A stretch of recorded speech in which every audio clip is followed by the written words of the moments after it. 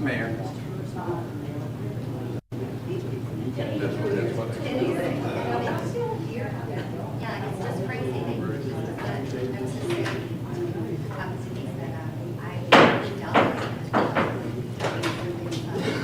Good evening. We'd like to welcome you to our council meeting this evening. I would ask you to have cell phones to please turn them off this time.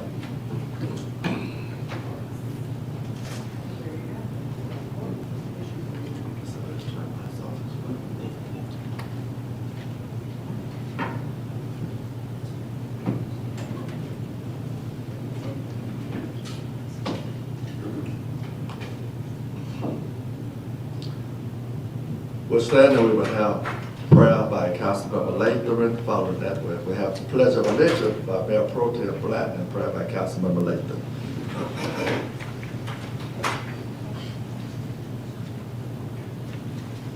I pledge allegiance to the flag of the United States of America and to the republic for which it stands, one nation, under God, indivisible, with liberty and justice for all. If you'd like to pray with us, you can remain standing. Heavenly Father, we give thanks to you for this day that you've been created. Let us reach out and do the best we can with this day. Let what we do here today be in the best interest of our constituents, in the best interest of Madison. We ask for your guidance. We help you to lead us to make the right decisions, and we'll lift up everything we do here today. In your holy name, amen. Thank you.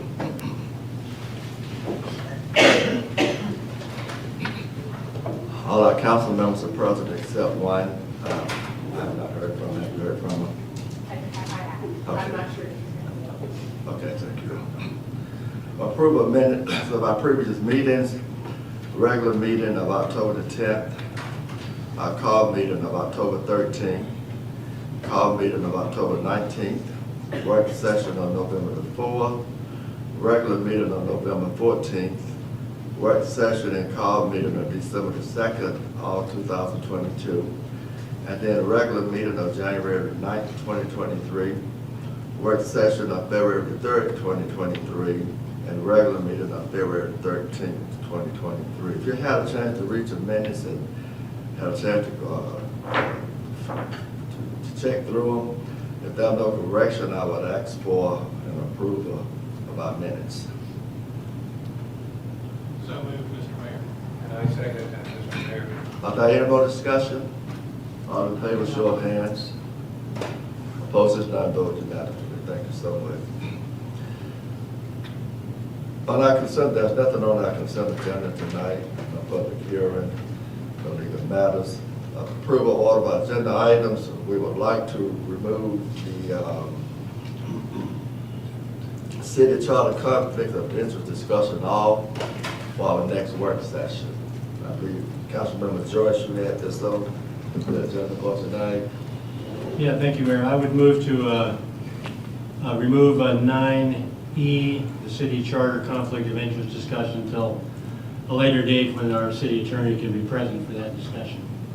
Second. Are there any more discussion? All in favor, show of hands.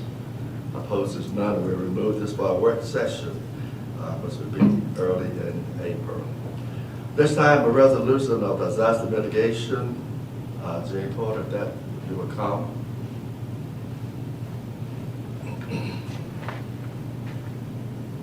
Hi, good evening. Good evening. What this is just basically an update is what I like to think of it as. Is the hazard mitigation plan is something that we have to approve every year. It's done by the county and each municipality within the county. And what this does is what it does not do is it does not affect daily operations such as car fires, our normal run-of-the-day things. These are for just like natural disasters or technological disasters that are few and far between. What it does is gives us a framework to work under in case something like this happens. It helps us provide a safer environment for the citizens and patrons of Madison. It also helps us really qualify for post and pre-incident grants to help mitigate these, whether it be before or after light signal moves. Other than that, it's pretty much the same that we've been introducing about every 5 years to you guys, with the exception of just the updates on numbers and all that are within this. Population changes, incident numbers change, those kind of things like that. So nothing really new in the layout of it other than just some numbers. Thank you, Terry, for that update. Are there any questions for Gene? If not, thanks, Terry, for that update. Appreciate that. BNY Port application, new license, Madison Market Culture Center, that passed.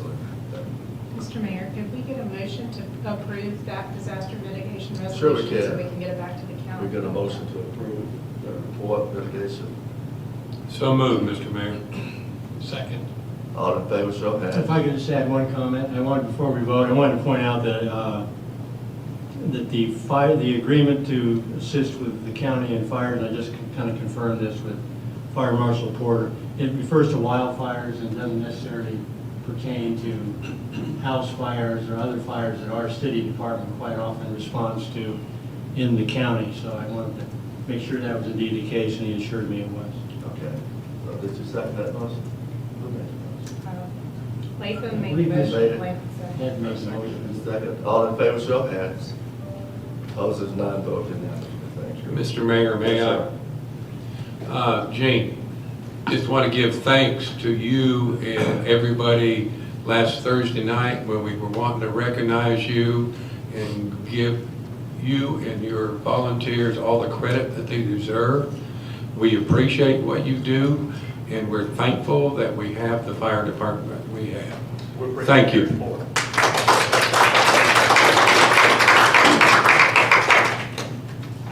And if you were there last Thursday, I think most of our fire department were there, Yeah. and our auditors last night, and thanks for being there as well. BNY Port license application.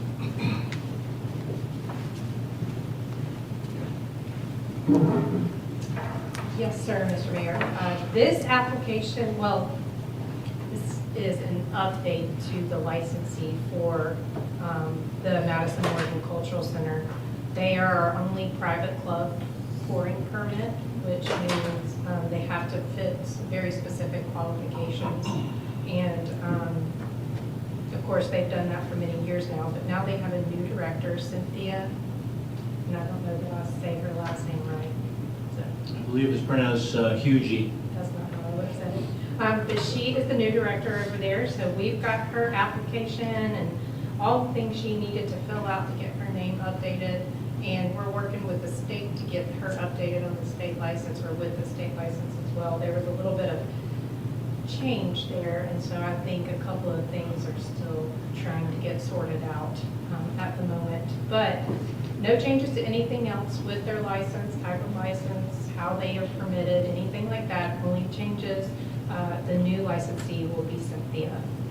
So I'd like to present this application for approval this evening. Are there any questions for clerk? If not, we could a motion to approve this BNY Port application for the Madison Market Cultural Center.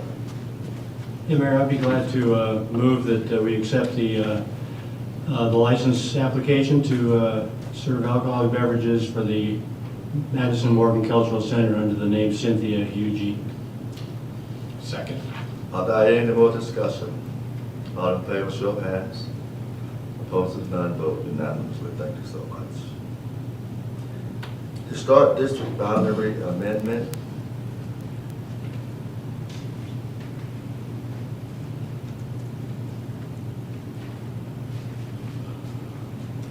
Mayor and Council, good evening. Good evening. Good evening. So we have a recommendation from the Historic Preservation Commission that comes in the form of a report for some adjustments to the boundaries of the historic district. Typically, I would just do a quick run through of the report for you and answer any questions. But we've gotten several questions and statements, and So I'm going to take a little time tonight Okay. to answer those and to add some clarification to the statements so they can be a little more accurate. And so the questions are a little scattershot. I've tried to tie them into different portions of the report to make it cogent for you along the way. But forgive me if now and then we stray.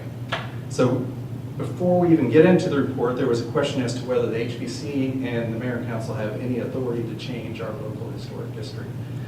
So that's an easy answer. State law says that when you create a historic preservation commission, it says that any municipal, county, or joint historic preservation commission appointed or designated pursuant to code section 441024 shall be authorized to, and there are several things that they're authorized to do, but number 4 is recommend to the municipal or county local governing body that the designation of any place, district, site, building, structure, or work of art as a historic property or as a historic district be revoked or removed. So state law has that as one of the authorities given to local historic preservation commissions. Our local ordinance mirrors that exactly. So it's established in state and local law that the Historic Preservation Commission can recommend revocation of the historic district or any part thereof. As far as how that comes forward to you as a recommendation, there is a committee that meets regularly, called the Designation Committee, and we'll get into them a little bit more about what they do and how they approached this particular report that you have before you. But I wanted to give you some credentials of myself, because typically other communities have to hire out for to have reports like this created, and you get the benefit of seeing their proposals and the qualifications of their personnel. So fortunately, we don't have to do that because we have on staff some trained individuals, actually more than one, but I'm the one who wrote this report, so I thought I'd let you know that some of the items on my resume. I have a degree in history from the University of Illinois. I did my graduate work at the University of Georgia in historic preservation. Following that, I was employed by the state of Louisiana as their Main Street Design Coordinator, and that was located in the Historic Preservation Office at the state of Louisiana. From Louisiana, I went to Mississippi, where I was a Certified Local Government Coordinator. That role is twofold. One is technical support of historic preservation commissions throughout the state of Mississippi, and to administer federal grants for historic preservation for those commissions. So that's not included in the report, but I thought I'd let you know that it was written by someone who's familiar with historic preservation. As far as mayor and council authority, the historic district is created by ordinance, and so just like any ordinance, you have the authority to pass the ordinance, create it, to amend it, and to revoke it. So I think that you've been talking about the golf cart ordinance of late. That's a good example of one that we already have something on books, but it looks like we need to do a little change to it, and you have the authority to do that, just as you have the authority to change, if you so desire, the ordinance that creates the boundaries of our historic district. So as far as the procedure that the Preservation Commission has taken to create this report and present it to you, there is nothing in state or local law that creates that procedure of how it's done. It's interesting that the Georgia Historic Preservation Act of 1980 does outline very specific steps how to, when you are looking to create a historic district. I suppose the state legislature was found it more important to let people know when they were going to be regulated versus when they are going to have that regulation lifted off their shoulders. Nonetheless, Madison's Historic Preservation Commission saw it as important to follow the exact same procedure that they followed in creating the district in order to make a recommendation to remove it. So as it says on the first page of the report, they followed that procedure, which involved having a public hearing at the Historic Preservation Commission, creating this report, having this public hearing, sending letters to the affected owners, and advertising it in the newspaper. Next, there was a question as to why this is being done. There was also a why now, but we'll save that for a moment. So I mentioned the designation committee. They regularly meet and they monitor the district and its boundaries to make sure that it is established and maintained in a manner that keeps it very legitimate, keeps it legal. In other words, legally defensible. So historic district is described in state law and our ordinance as being eligible for designation if it constitutes a geographically definable area. I want you to remember that clause, geographically definable area. Urban or rural that contains places, sites, buildings, structures, or works of art, or a combination thereof that have special character or special historical or cultural interests. Number 2 is that they represent one or more periods or styles of architecture typical of one or more eras in history of the municipality. And then lastly, cause such an area by reason of such factors to constitute a visually perceptible section of the municipality. Okay? So that's a lot of, we've written this in the legislature. What it comes down to is historic districts need to be a concentration of historic resources, historic properties. I mean, that makes sense, right? A historic district is where your historic buildings and properties are located. So that's what we look for when we are creating one and when we're maintaining one. Now, of course, there are going to be non-historic properties within the district. That's history. Things keep moving along. What you want to do is make sure that your district has a concentration of historic properties. And you want to make sure that you're not going beyond your boundaries and including areas that don't have historic properties or do not have a large concentration of them. Because then you're starting to regulate people contrary to what your mission is. I would say that doing so puts you in legal jeopardy, and I'm sure all of you are familiar with House Bill 517, which passed the House and is before the Senate, and that's looking to keep communities from having design guidelines in their residential areas. Historic districts are exempted from that. It's possible that'll bring heightened scrutiny to historic districts. Are you taking places that have no historic buildings and putting design guidelines on them in a way to skirt the law? The other thing about having areas at the edges of districts that contain few or no historic properties is that means your preservation commissioner are routinely having to flex their guidelines because they're dealing with properties that are not historic. And the more you do that, the more legally fraught you are. So if we have, and the designation committee monitors this, if we have areas that are on the edge of the district that no longer have a concentration of historic resources, then that's something that we should correct in order to keep our historic district from legal challenge. So that's a lot of intro into the actual report itself. So there are 3 clusters along the edge of the historic district that the designation committee, at the suggestion of staff, that we looked at. Cluster number 1 is on Foster Street. And then here's where we get to why now. We actually did receive a letter from a resident asking to have a property taken out of the historic district. So that triggered this study, and we looked at the property. And if you look on the screen, the property is the one that's furthest east on Foster Street. So you'll see there you have 2 parcels that have red circles on them. Those are properties that have non-historic buildings on them. And then the other 2 are vacant, which is why they have nothing on them. And so Actually, the property in question for being removed has now been appended to the neighboring property to become one larger piece of property. So that was the beginning of why now.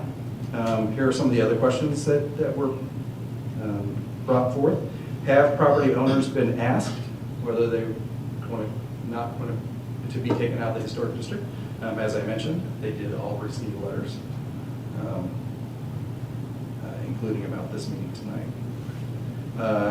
And this is quoting from one of the questions. Often inclusion in a historic district, in a district protected by design guidelines, is a benefit to the owner in the value of their property.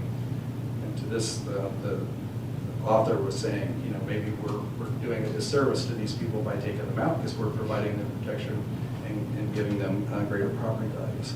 So I want to remind you back to what I said. Historic districts are about concentrations of historic properties and about protecting historic properties. And that is one of the great things about historic districts, is, and we tout this, is that economically they do stabilize and often raise property values. But the idea is not to do that necessarily for non-historic properties.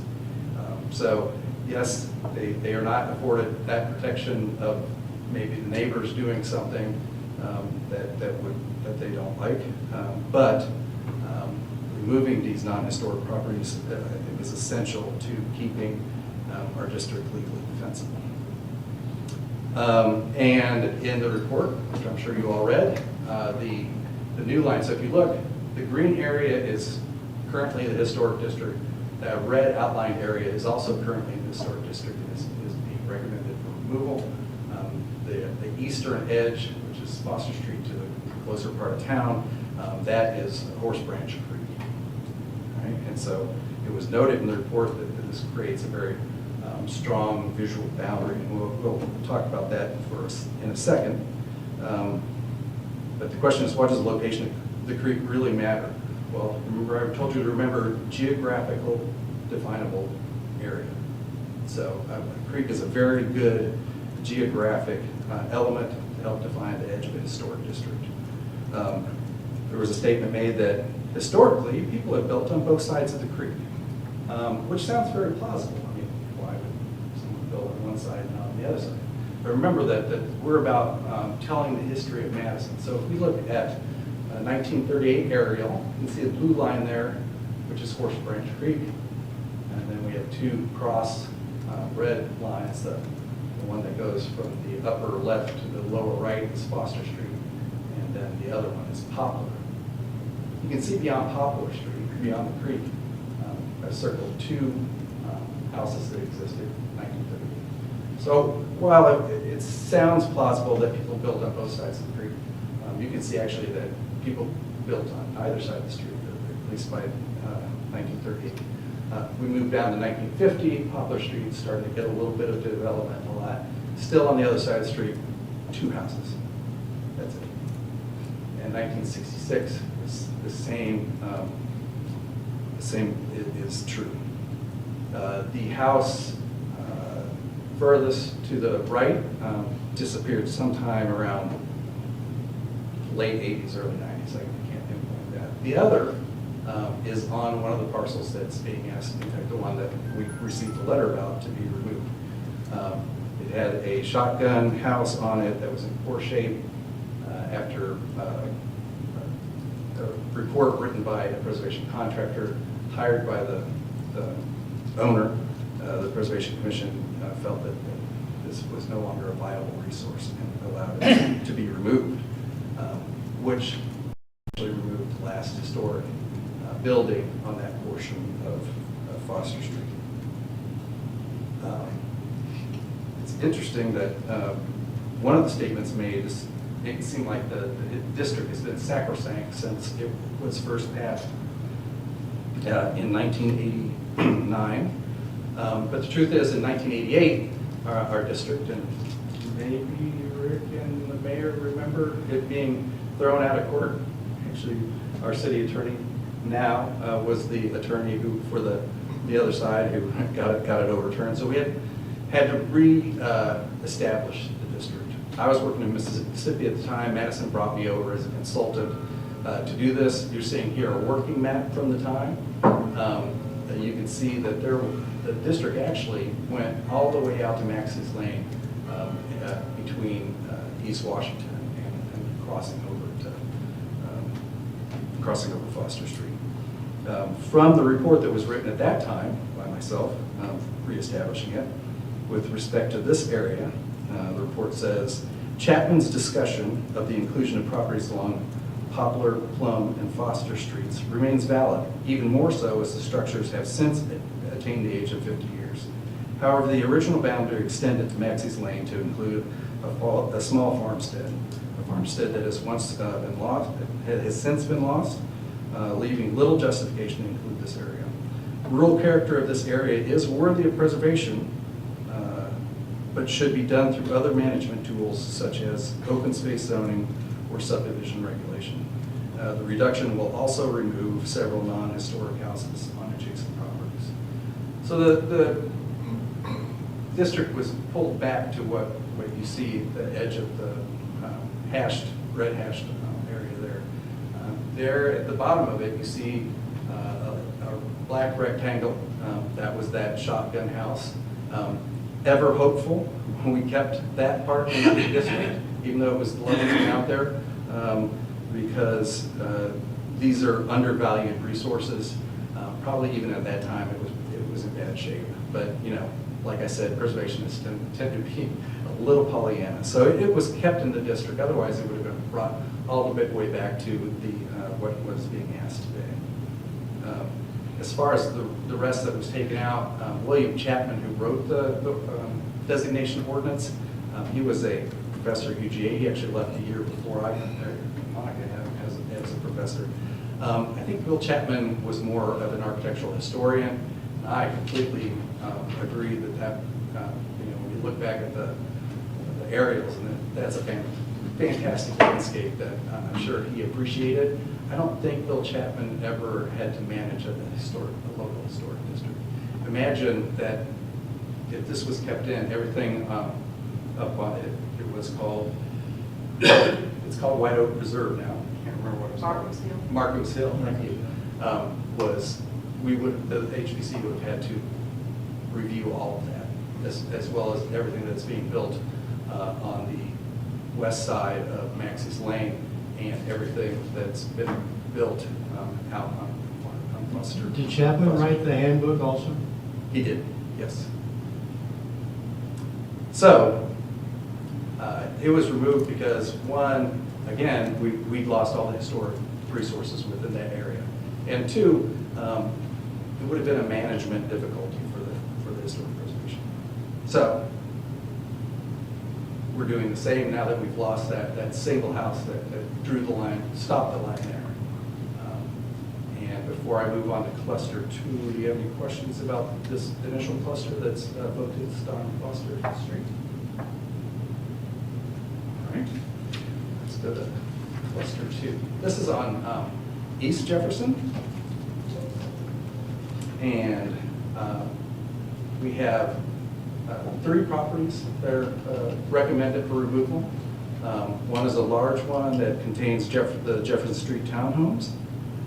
Those were built after the district was put in place. Again, I think this is one of those where Bill Chapman saw some open space and really was thinking more like someone writing a National Register nomination rather than someone writing a local historic district boundary.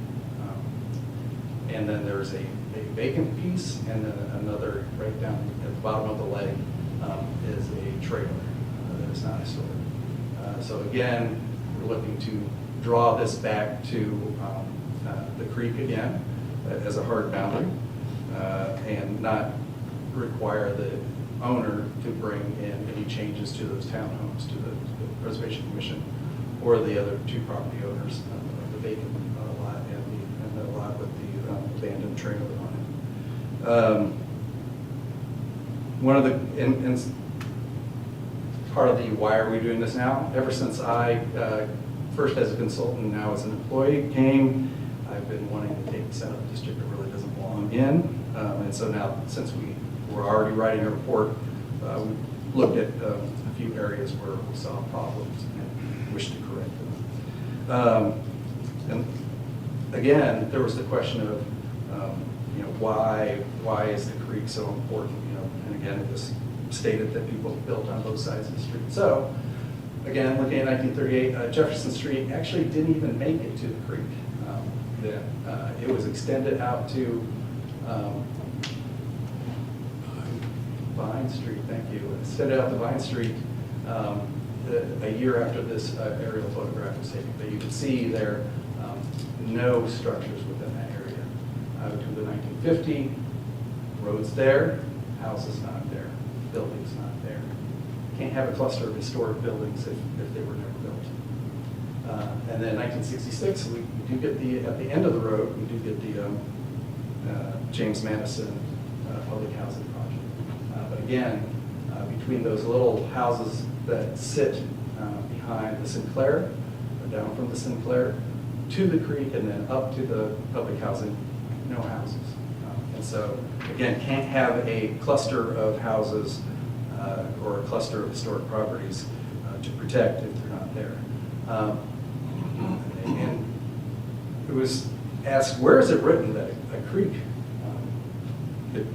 is something that you would use for a boundary line? Well, again, I go back to that geographically definable area. The creek creates a geographical definable area. But if that's too vague, we can look at the National Trust for Historic Preservation's website. They have 10 factors for establishing local historic district boundary lines. And they say, look for physical features that can be used as a boundary line. And one of them is rivers, marshlands, and other natural features. So basically, it's good preservation practice would be the answer to why is the creek so important. I'm going quicker. Any questions on cluster 2? Cluster 3 has the least argument, at least from a preservation standpoint. It has 2 that are recommended for removal. The one with the red dot on it is Silver Lakes, and the other is Wellington Park. Silver Lakes is included because in 2014, when the zoning was changed there to create a PRD, one of the conditions of zoning was to remove this from the historic district. And I believe that you have in your packet the minutes from that meeting, which I have in front of me. I'll just read So the motion, Councilmember Hodges' motion to amend the zoning map and rezone from professional P2 to planned residential district for these parcels, and they list the parcels out, which includes this. And there were 4 conditions put on it. Condition number 3 was the property will be removed from the Historic Preservation Overlay District prior to a certificate of occupancy being issued. Obviously, we fell down on the job on that one. So this is a little bit of a catch-up. While we were there, we looked at removing Wellington Park. Honestly, that's half dozen of 1/6 the other. Because it is a city property, any work done there doesn't need a COA. It's great how government exempts themselves from anything that they do from law. But they do have to ask for comment from the Historic Preservation Commission, which is not binding. We felt that there were 2 things that recommended taking out the park. One is that, is it future or currently will be a conservation easement put on it? Future. So it will have that level of protection on it. The other nice thing it does is it is the only one on the north side of Wellington Street. I'm sorry, yeah, on the north side of Wellington Street that is in the district. Those last 3 green parcels you see there are on West Jefferson. So it makes another nice hard stop there at the end of West Jefferson Street where it combines with West Washington Street before Wellington begins. Of course, the the southern side of that street goes well out in order to put under protection all that property that is owned by the Brandon family and the excellent historic resources that they have. So I think that's all that I have. Oh, here's just a fun one for you. Of all the trailers that used to be on that piece of property, which are long gone, though probably the people who live there would like to have that affordable housing available to them. Fortunately, we have affordable senior housing there in its place, so a nice trade-out. Do you have any further questions as to I did, recommendation? yeah, I had one question about the, I guess it was Clerk Hawk who pulled up the old minutes preceding my time here. There's nothing in the minutes about the arguments as to why it should be, for Silver Lakes, why it should be removed from the district. Just simply says that was part of the condition. So obviously, that's sort of a moot point at this point. My question is probably more directed to our city attorney who can't be here, but what are, if you have an opinion, Ken, or Monica perhaps, what are the legal ramifications of the fact that it was to be removed from the district prior to the CO being issued, and the CO not being issued? What does that do to that obligation going here 8 years later? So 9 years later? I will allow the planner to correct me, but I think the fact that they have not had to turn in a COA in the interim,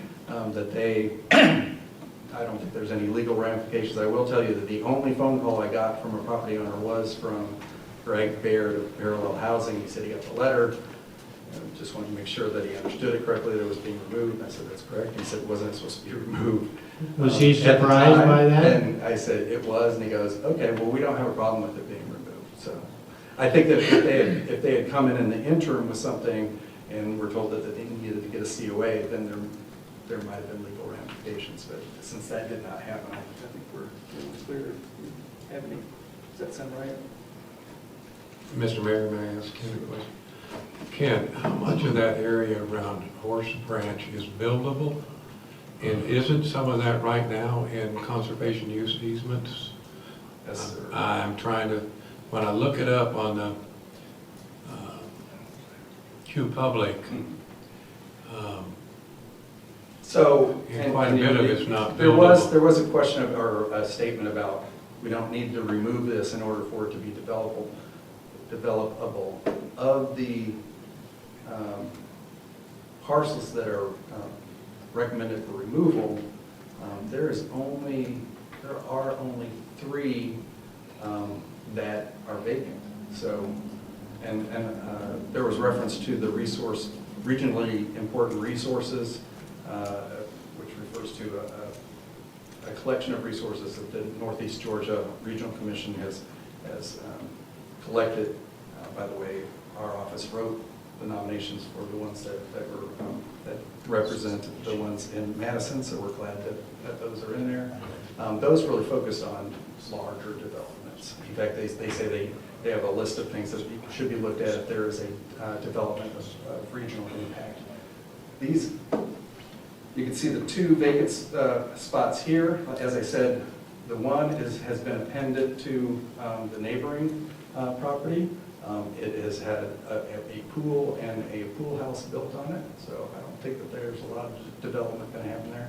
The other one was donated to the city for passive green space for wildlife habitat, and so it too will be protected under a conservation easement. Let's go ahead and just take a look at the other ones. I don't think there's any more development going to happen on the townhomes, at least not for the foreseeable future. There is the possibility that a house could be built on that one that has a road frontage. I think it is a legally non-conforming lot, so could have something built there. And then when we go to the cluster 3, don't think anything's going to be happening on the Silver Lakes property anytime soon. And as I said, the Wellington Park will be put under conservation easement, so nothing will be happening there. So, shorter answer, there's really not a lot of development potential. I figured that out. Thank you. I have a quick, just to follow up with Wellington Park and also the parcel that was donated to the property on the other Yes. side. At some point when we were talking about easements, I believe it was mentioned that we have the opportunity to cluster a Yep. number, right, Correct. and do it. And it sounded to me when we spoke about that was actually kind of in the process.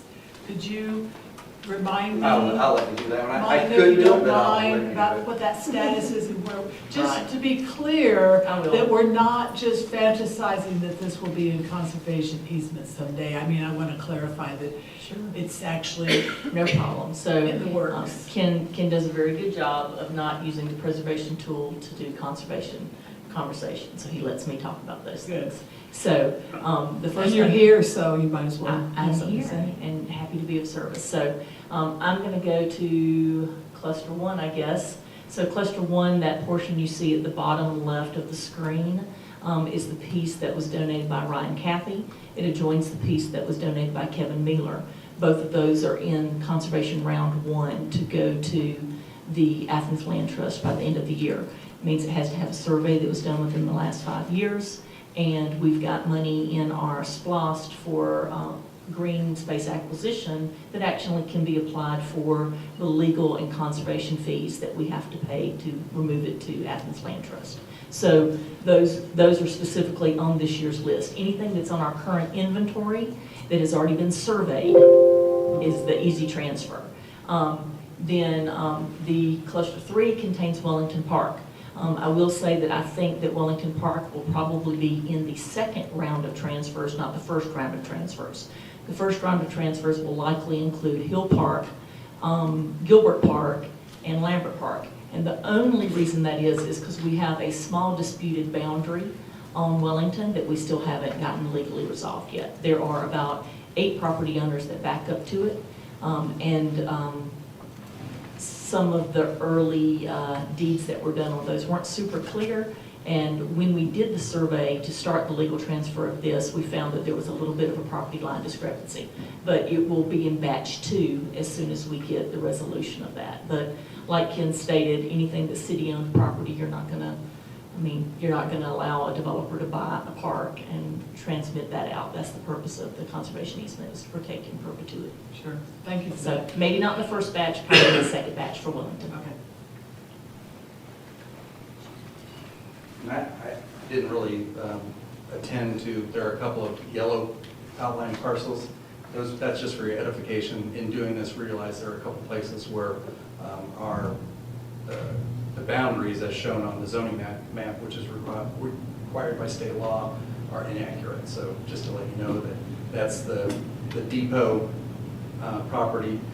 So when they moved that depot in 2013, we made sure to bring that into the historic district so that we can protect it. And it is unfortunately not shown on the map. So we're going to make sure if some or all of these recommendations happen, we'll have to redraw that map, and we'll make sure that the map is accurate. So always a good thing. Now, is that the opposite of the other two? And I think it was the one area where they're actually shown as being in the district and they're not. Did I get that right? I know at least, I'm going to have to double check that myself. All right, so there are 3 there. That's in cluster 2. Now, those they do show as in the overlay, but that's an error, is that right? That is correct. And let's see. I think all 3 of those, that is the case. All right, so, and it's understandable if, I do not wish reading the designation ordinance on any of you, but if you have a sleepless night, I will send it to you, because it basically is just verbally walking along those different lines. And so evidently when that map was drawn, it was misinterpreted. So. Are there any more questions for Ken? And I'll remind you that this is a public, you will be having a public hearing following me walking away from this. Were you going to say something? I do have another quick question, if you don't mind. Now I got distracted. So was initiated by the HPC per the designation committee. It started in reaction to a request Okay. for removing one parcel, Mhm. which the designation always responds to citizens when we have that come up. We had that happen on North Main within the last couple of years as well. Right. That never made it all the way forward to this body. So that's where it started. The designation committee then looked at it. Staff did give these suggestions. We actually changed one of them in this cluster. You see where the Jefferson Townhomes kind of has that corner clipped off. Mhm. We were also going to take that out because it borders the creek. But then we looked at that the adjoining property owner was the same person. Chances are they're going to combine that lot at some point. And it's like, we don't want to go through all this again. We'll just leave that in. So, they had that discussion. They brought it forth to the full commission and said, this is what we think needs to be done. Should we task HBC staff with writing a report to this effect? And the commission voted yes on that. And so the report was written, was again brought back to the full commission. The full commission said, this looks good, we support this and recommend these changes to mayor and council. As I said, it's an ordinance, so it's up to all of you to decide whether you want to change it. You can change part of it. You can decide to do one cluster or the other cluster or part of it. And we will write the ordinance accordingly. Okay. Thank you. Thanks. I thank you for your attention. I'm sorry you got no lunch with this learn. I'll try to do better next time. Thanks, kid, appreciate that. Not even a donut. Rick had it done before the meeting. Our public hearing is now open for comments for or against. Each side will have 15 minutes. If you're here and if you are against this historic district boundary, please state your name. Celia Murray, 535 South Main Street, Madison. I appreciated Ken going through the ordinance, through the state statute and the ordinance, but there was one part that was left out. Is this mic on? Someone in the back said they can't hear. You just move a little closer, yeah. See what I mean? It's on. Just this. I appreciate going through the ordinance, but there's one part that was sort of left out. The commission shall, when we talk about amendments to the historic district, which the establishment of a district or an amendment to the district, which naturally would include delisting or decertification or de-designation of a property from the historic district. The commission shall make or cause to be made an investigation and shall report on the historic, cultural, architectural, and aesthetic significance of each place, district, site, building, structure, or work proposed for de-designation or acquisition. The report shall be submitted to the Historic Preservation Division of the Department of Natural Resources or its successor, which shall be allowed 30 days to prepare written comments concerning the report. To my knowledge, that has not happened, so the process has not been followed. This is the process the City Council has followed in the past. When we talk about the movement of the depot to its present location, from the February through May 2013 HBC minutes, the staff made comments on the project. The commission agreed that the parcel to which the depot will be moved should be included in the district. A motion was made by member Stratton Hickey to direct staff to prepare a designation report on the subject property. Seconded by Schaefer. Vote to approve the motion was unanimous. The staff noted that the commission would hold a public hearing on the expansion of the district at its next meeting. That expansion would include the land where the Central of Georgia Depot would be moved. Public notice has been made for the meeting, and the Georgia Historic Preservation Division had the designation for review. Then later there in June of that same year, there's a note in the minutes about the approval from the state, from the Department of Natural Resources Historic Preservation. you use that process then, that same process should be used here, but it's not being followed. And the concern is that diluting the process, in this instance where there may be at least some property owners wanting it, and I'll come to that in a moment, wanting to be out of the district, diluting that process endangers the district as a whole, which gets me to the consequences of the de-designation of properties from the historic district. When Silver Lakes was approved by the HPC, the member of the commission then making the motion noted that this type of building is appropriate for the edge of the historic district.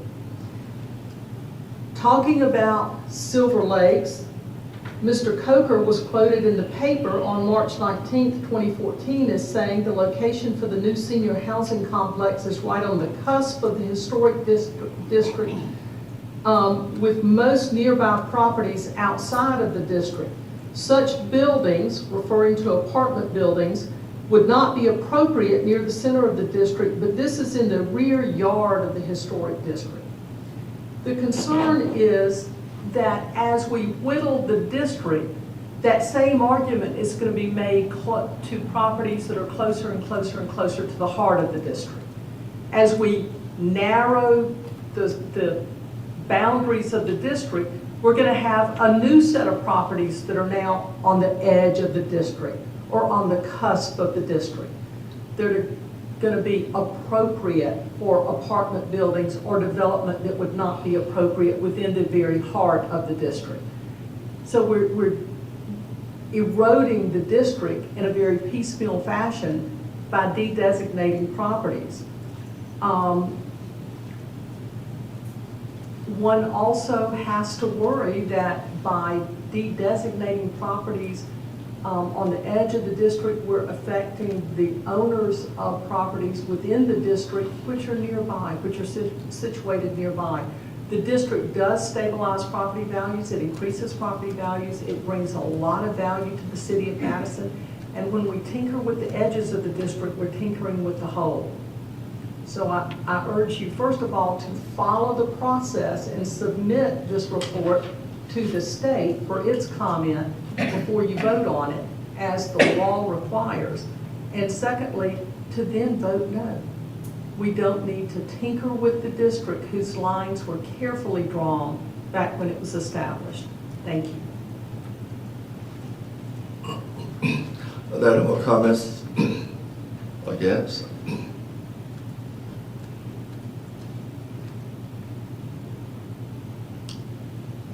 Anyone that make comments for? If not, this Mayor, public. can I give you a clarification? Sure, please.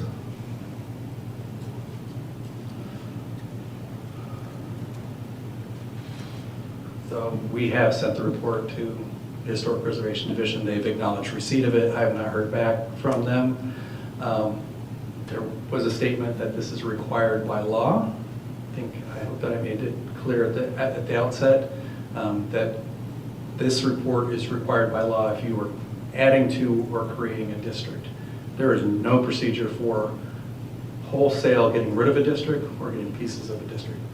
It was the Preservation Commission's choice to follow the same procedure, not required by law. When we looked at the North Main Street area, we also sent a report to the Historic Preservation Division. They acknowledged receipt of it and never got any comments back from it. My guess is that since it's not required by law for them to comment on this sort of thing, and they are way overworked, that they're just like, they just let it expire. So while you're there, Ken, Ms. Murray said that some parts was left out. I think that's what she was referring to. Okay. And if not, I'm sure she'll correct. Thank you. It's back to our council for final discussion.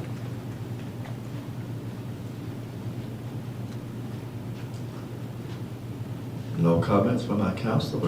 I have comments, Mayor. Do we need a motion first? Sure, let's go ahead and do a motion.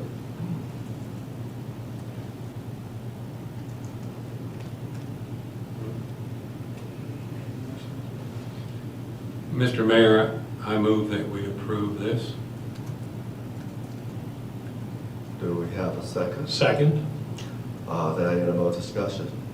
Yeah, Mr. Mayor, I do have a couple of comments, but with your permission, sir, I'd like to see if our council liaison is willing to put forth any of her comments as our liaison for this commission. Sure, thank you. Usually I have to wait till you finish your comments before I can. Then I'll give my comments. Oh, I see, okay. I'll rebut. You're good. Oh, yeah, I'm sure you will. First of all, thank you for the thorough report. I too have concerns, and I know that being on the HPC as liaison, I mean spectating, you know, I realize that the HPC gives great thought to the recommendations and the processes. So I appreciate that. I appreciate the explanation. I feel that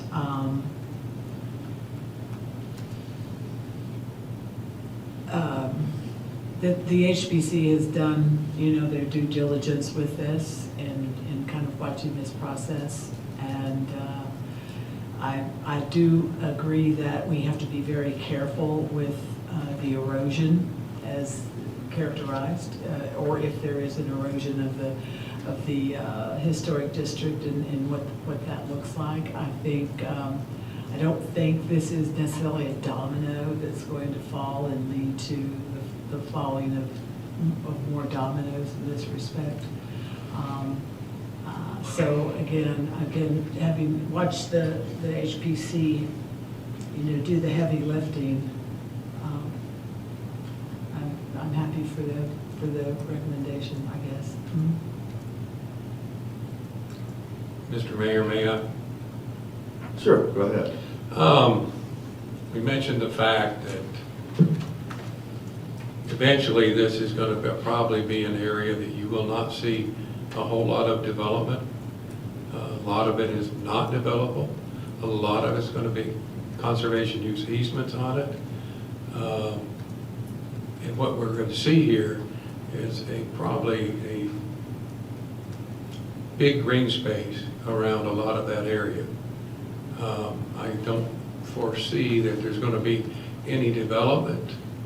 And the reason I don't is I look at those lots, there's not enough road frontage to split them, in my opinion. I've walked them. I don't see that this will be a serious problem. My question for the HPC is, could we leave it in the HPC and just go ahead and move forward with putting that land towards conservation use? That's a question.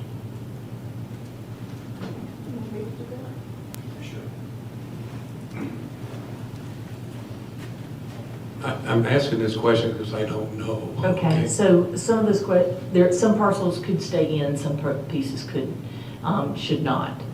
So I'll encourage you to use preservation, the tool to do preservation. So you preservation and engage in preservation where the cluster of historic resources are. Your boundaries are determined where the resources are. If you want to conserve the parcels, that doesn't matter whether they're inside the district or not. Typically, the parcels that you're talking about being removed that are not just the ones we've already scheduled for conservation, which are Wellington Park, as well as the Horse Branch Creek Conservancy Phase 2, let's call it that. So those two pieces are already scheduled for conservation. So for those, they're eligible. The rest of the parcels are not eligible for conservation because they have no, I'm trying to think of the word Chris McCauley always encourages me to use. They have none of the IRS values that are recognized for conservation, so they wouldn't be eligible for conservation purposes. Most of the lots that are vacant aren't big enough to have a water resource, a cluster of hardwoods, an environmentally sensitive, or a historically significant landscape. Those are the things that really make it eligible for conservation land use. There are 5 factors. I probably didn't get them all right off the top of my head. So those would not be eligible to stay in. I was thinking about Roy Morris Jr.'s No, not Roy Marsh Jr. So the one immediately adjacent to the creek in, I think, the second cluster, the one that has the house in it across from the small shotgun house that was torn down. It has a lovely house on it, but it's not eligible because it has a house on it. It's a developed parcel. So developed parcels are not eligible for conservation. So that wouldn't be the tool you applied. You have to use the right tool for the right circumstance. Thanks, Monica. Ken?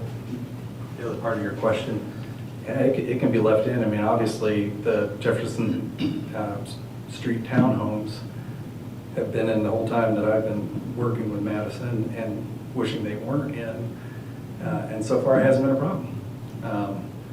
But I think one reason that Madison is held up as an example of an HPC that works well is because they don't just go through the motions. They think things through, and they, after getting this request for removal, they said, how are the edges of our district? And the answer was, well, there are some places where it can be cleaned up to make, as I said, more legally defensible. So can it stay in? Absolutely. The district probably won't fall apart tomorrow because they stay in. Certainly it's not going to fall apart if they're taken out. In fact, it has a better chance of not falling apart if they're taken out. That's good. Are there any more discussion? Yeah, Mayor, if I could. Sure, go ahead. As I'm sure you all know, I've had kind of a long experience with the HPC, 4 years on the commission, 4 years as this council's liaison. I'm a fan of what the HPC does. I think it's really remarkable when you go to a lot of meetings, the level of competence and expertise and dedication on the part of our citizens, and very capably led currently by Flynn Clyburn. And we're also extremely fortunate to have someone like Ken Coker working on the city staff, who obviously has very impressive credentials and a good analytic mind in doing that. Having said that, I think my obligations as a council member are really more, well, they're less to the academic purity of the argument than they are to what I think my obligations are to make decisions about what I think is best for the city of Madison and my constituents. And I just fail, after reading all this and everything I've said, I just fail to see how diminishing the size of our historic district is in the interests of the city of Madison. The little bit of academic consistency regarding cleaning up the borders, that's a positive, and I understand that. That makes some sense. However, I think that benefit, in my mind, is outweighed by the loss of properties that we will have no ability to weigh in on in the future. And I realize the existing buildings on these properties that we're talking about, I think there's like 9 buildings if you count the 5, I guess, separate buildings in the apartment complex. But there's 9 buildings now. None of them are contributing. I understand that. They can be raised probably either within the district or out of the district because they have no historic or design significance. But we are voluntarily giving up the HPC's ability to weigh in on future housing or future buildings that may be put up there. And I looked just very recently at what I think is just really a wonderful model of what one of our local developers with the apartments on West Washington, the dialogue that he's had with the HPC to come up cooperatively and really without any kind of acrimony that I've seen, kind of a compromise design that really is in the best interest of Madison. And I see that model had worked, is working, currently working over there, and we're depriving ourselves the ability to use that model for these properties. They would be only needing to adhere whatever the regulations are under our zoning, which is setbacks and heights and nothing at all about the design look of it. And so 10 years from now, these properties have been in the district for at least 20, 30 years.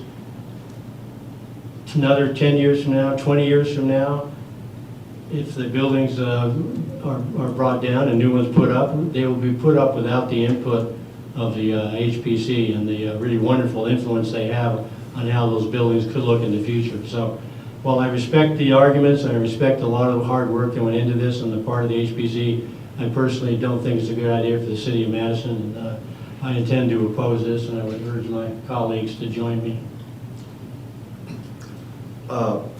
Ken, when the HPC met, did any of the board members see any damage and that it would do to the HPC, to the historic district? Yes. Okay, thank you. If I may Sure. add to, well done. You should have spoken first before me, and I would have just not said anything. Well done, Eric. But I was going to say this, in referring to, especially taking out, removing some of these properties in sort of almost reaction to or anticipation of HB 517 passing.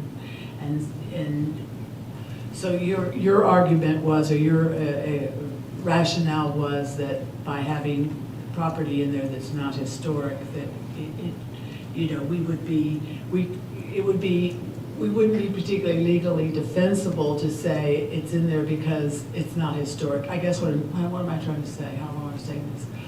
But like, you put in property that's not really historic in order to protect it from House Bill 517. Is that kind of what you were That's going kind of- for? And to, cards on the table, the HB 517 wasn't on our radar when this started. Right, So yes. it's just not a reaction to it. However, it does point out that there, Right. you can have legal scrutiny as to why something is in a district. And I had a conversation with Councilmember Joyce. I've worked with several communities in establishing historic districts. And I had one Georgia community that wanted to include their entire fast food strip. And he called me and said that that's, hyperbole. But it does illustrate the point. You don't want to bring things into the historic district that shouldn't be there. This was already in the historic district, Right. but there has been a change in the situation. As I said, I think we would have brought that boundary up from Maxey's all the way over to Horseman Creek, but we were trying to save that one shotgun. It's gone. The logical place for it, the legally defensible place for it, is what's proposed. I'm not gonna change from that position. Right. But sort of newly, I'm sorry not to, but Yeah. it seems to be newly legally defensible, even though that property. Right, it has is- changed, so they can't say the intent was. That's exactly, yes. However, the situation is Right. such. Yes, understood. Thank you for that clarification.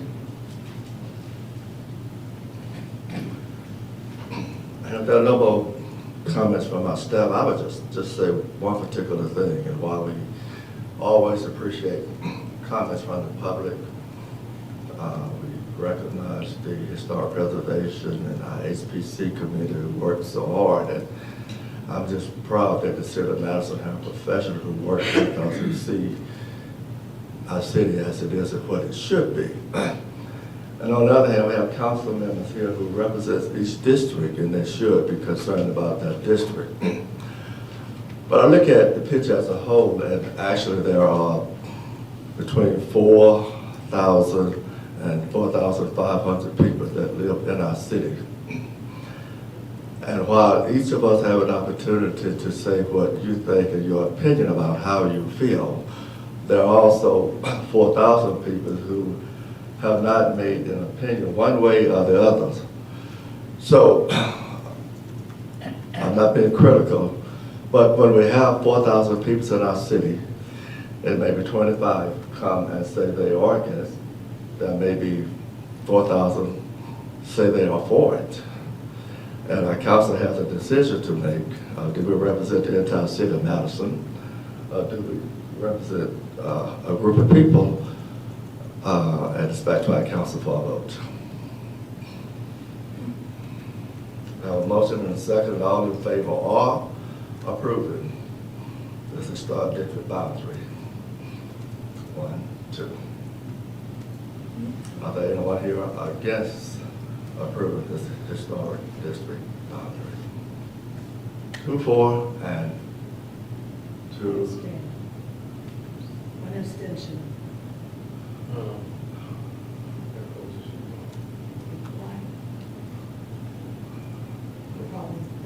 So actually, No, I'm just saying, like you would, if you abstain, you go for Can you speak up, please, Ed? I can't hear what you're I'm saying. voting for the majority.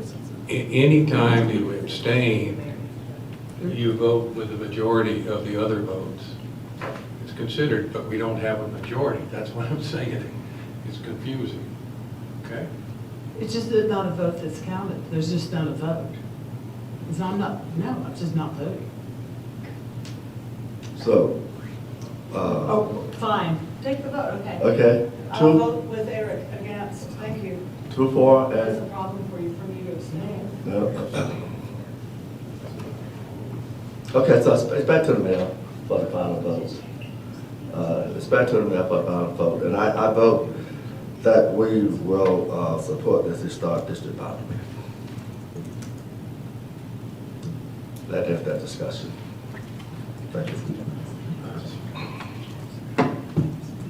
Okay, we're now at the proposed golf cart auction discussion. Chief, Philip? The community challenge grant, is that next? I'm sorry, agreement, AARP, Mike, I'm sorry.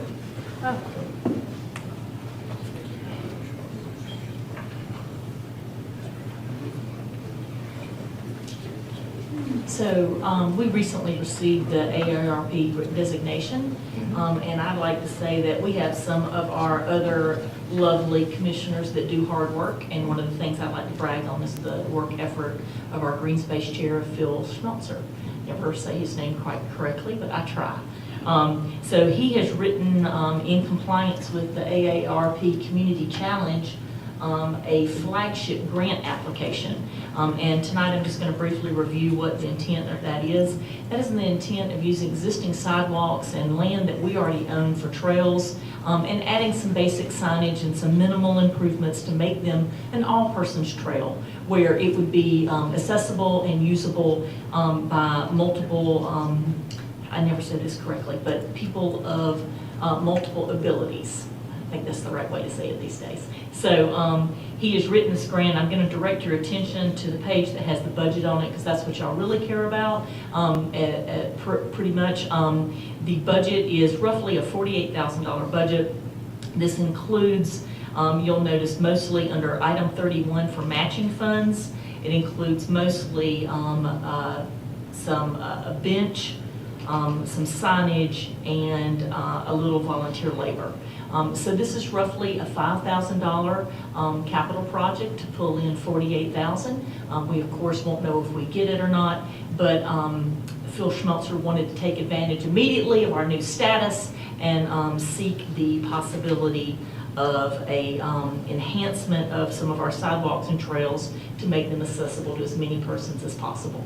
And staff would like to support this request, and if so, then I need to make sure I add it to my list of things to talk to Karen about capital projects tomorrow. So I'd love to have your support tonight if I can. And Phil said to send his regrets when I asked him if he was coming to present this instead of staff tonight. He said, sorry, I'm in Seattle.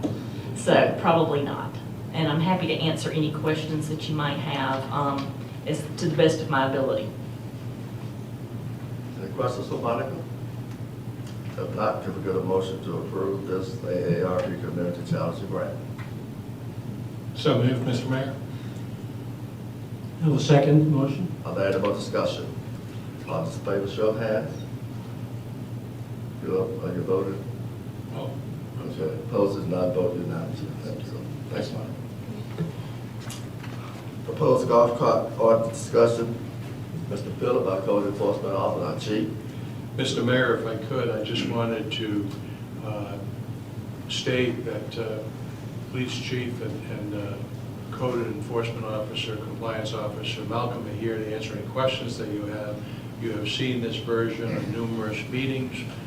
It isn't necessary to take a vote tonight, but if the council is ready, we put it back on the agenda. But they're here not to make any long presentations, but to answer any questions that you may have. Are there any questions for our chief or our code enforcement officer like our?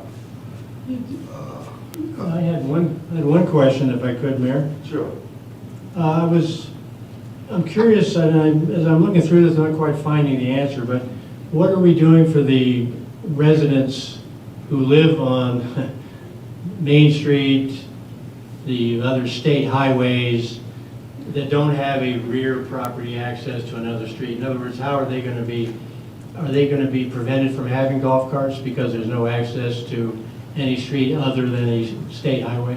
I think the short answer is yes, and this was discussed early on, when I expressed my concern about some unintended consequences that we will have. So there will be residents in the city limits of Madison that they just won't have access because certain roads are prohibited. And, that North Main Street and all the way down South Main Street, it's going to be the same issue.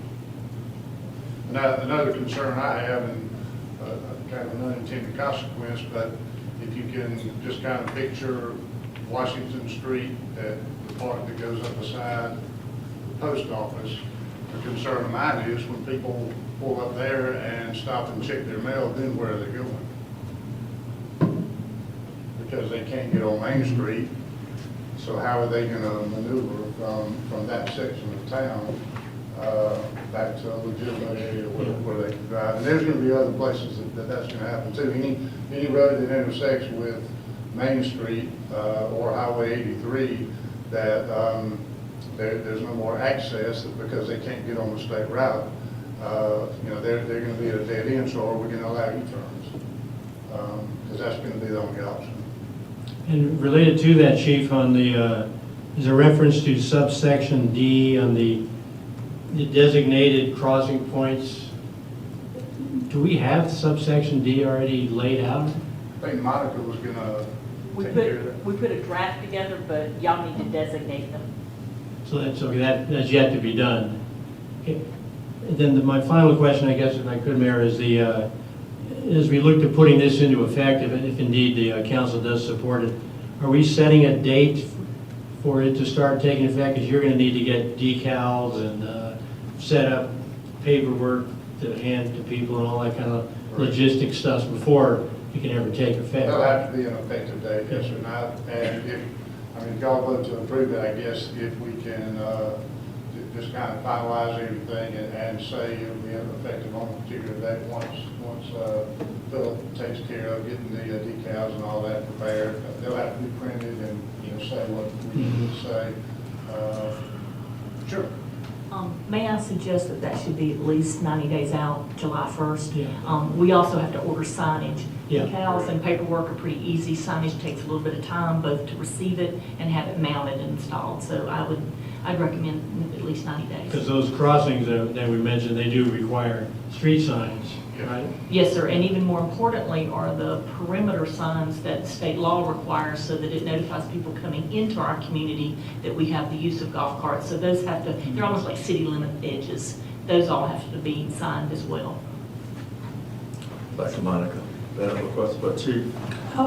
I wonder if there is so by, let's say, putting it off for 90 days or whatever, I wonder if there's a way for us to say, go ahead with the preparations, but approve it at the time when everything is ready. Do you see what I'm saying? So then we approve an ordinance now. In some cases, you could make an argument that the ordinance is in place, and then what is our responsibility for already having approved it? I feel like if y'all vote on it and approve it tonight, that unless there's a delay with the signage, as Monica said, 90 days probably is sufficient. And I guess if we run into a problem, the thing is, if the proper signage is not up, we can't approve it by state law, so we will have to just delay it. But I would think July the 1st should be sufficient. If we're not ready within that period of effective date, you can establish a moratorium for another 30 days, 60 days as necessary to accommodate the need to erect whatever else needs to be done. So any ordinance that is problematic or you have an issue with, you can always suspend it temporarily. It's the abuse of that makes the state nervous. But at least we have 3 months, April, May, and the end of June, if we want this to start by July. So you pretty much should have everything in place by that time. I would think so too. Are there any more questions by Chief? If I may say something, Mr. Mayor. Yes, sir. It's really, would be a moot point to order all that stuff, these signs and all that stuff. we're not gonna go ahead with it. Right, that's, I mean, this is gonna be cost, I don't know how much it's gonna cost, but, we need a green light tonight. If And we're that's why gonna I do this counsel- or not, because if we're not, we just need to put it to bed. If we're gonna do it, we need to do it, because we got 90 days to hammer out this stuff. I'm not saying we're finishing this tonight, but we're not. This is just saying we're gonna do it, and we're gonna still have some more discussion. I think that's why, Golden for Malcolm, that, the chief said, if we pass this tonight, it'll give them 90 days to have things in place by July 1st. We just So we'll need be okay. a red light or a green light tonight, that's what we're requesting. Mr. Mayor, if I could, Yes. the other major issue, and I totally support Monica's suggestion for the 90 days, is that we need to undertake an education process that should be at least 90 days. We want to put something in a newsletter with a major Right. article, send it to every household. Right. We need 90 days to educate the general public of the Absolutely. law change. So we would certainly support, even if you voted on tonight, have a Right. 90-day period where we can not only order the signs and do that, but also do the education. Sounds good. Thank you, John. No more questions for the chief. It's back to our council for a vote. All in favor of approving this, proposed golf cart ordinance tonight? Need a motion? A second? Motion? So moved, Mr. Mayor. And that includes, Mr. Mayor, it had the 90, no sooner than 90 days. Right. Second. To take effect. To take effect, right? At least 90 At days. least no sooner. Second that motion. There any more discussion? All in favor, show of hands. Opposers, no. Vote unanimously. Thank you so much, Chief. Y'all, go ahead. And on a personal note, Chief, I would like to thank you for Yeah. for your hard work and supporting our city of the state of Rest with your also not in place, but you were there to represent them last Thursday night. Thanks for the hard work you do. Thank you. Can I be excused? Yes, sir. You can. Had enough. Okay, resolution of USDA grant follow-up, Monica? Yes, sir. I don't have really a lot of new information for you this evening. Just wanted you to know that, just like typical with USDA grants, or sometimes the other federally funded grants, they like to see, once you've turned in the application, they kind of make noises that they need very specific documents. In this instance, they wanted to see your monetary commitment of T-SPLOST funds, which you agreed to in the minutes, and I sent them the minutes at $75,000. They wanted to see that in resolution form. So tonight, you have this in resolution form, and I'm happy to answer any questions, but there's no additional detail or information. No question for Monica? Okay. Need a motion to approve this resolution? Yes, sir, and I believe it is, it has everybody's signature, not It just does. yours. Get a motion to approve this resolution? Yeah, Mayor, I would move to approve the agreement to supply up to $75,000 from city funds to the Department of Agriculture to support this beautification program. A second. There any more discussion? All in favor, show of hands. Opposed, none, vote unanimously. Thank you so much. Mr. Wiley, if you would come. Mr. Mayor, if I could just briefly mention before Mr. Wadley starts. Sure. This this item tonight is a result of our retreat at the end of last year where we talked about a lot of issues, but the issue of downtown traffic came up. And I've asked Mr. Wadley to kind of compile all existing data dealing with the traffic concerns that we raised at the retreat, and that is what Mr. Wadley is going to be presenting to you tonight. All of the information that he is presenting is a matter of public record, already on the record. There's nothing new in terms of his documentation. It just compiles it all into one source, and all of you have his PowerPoint presentation. I also prepared a draft resolution if the council chooses to move forward with this, not for action tonight, but for you to consider. I've handed you a draft resolution for maybe the next meeting or two, if it is your choice to move forward. Mr. Wadley? All right. Thank you, Mayor. All of you have the unfortunate privilege of having to listen to an engineer at the end of your meeting, so sorry for that. This first page, it's the introduction, title page. It's very important. Presentation based on public information. Not here to make a stand, but just to present, as Mr. Clem said, just present what's already been given to the council many, many years ago, a lot of this information. Some of it's new data. Yes, it works. All right, so traffic. Mayor, you brought up in the speech last Thursday, which was excellent, by the way, our need to do something about traffic in Madison. I don't know about all of you, which direction you came in, but I had to take Park Street to keep from getting stuck in all the traffic here going into town this afternoon over this meeting. It's a real issue. Everybody complains about it in the city and out of the city. And here's why. We have 16,000 vehicles per day on Main Street. That is a lot for a 2-lane road. It's a lot to handle, or technically a 3-lane road. What's interesting about that is there's actually more vehicles on Main Street than there are on the Madison bypass, on 441 bypass. So I was a little surprised about that. You can look at the numbers, 16,000 in the city. We've got up to 11,000 on the bypass right now. Why is that? Some of it's good, some of it's bad. It's business access downtown. We have a lot of people that come here to work, to get their mail, and this city has become a destination. It's just a great place to hang out for people that aren't even part of the city. The big part of this is it's access to 83. It's the connection to 83 comes through Main Street, comes through downtown. And there's no direct access to 441 from 83. So those are the big reasons why we see such a high traffic volume on Main Street. A lot of people who just want to drive through and see the historic town. But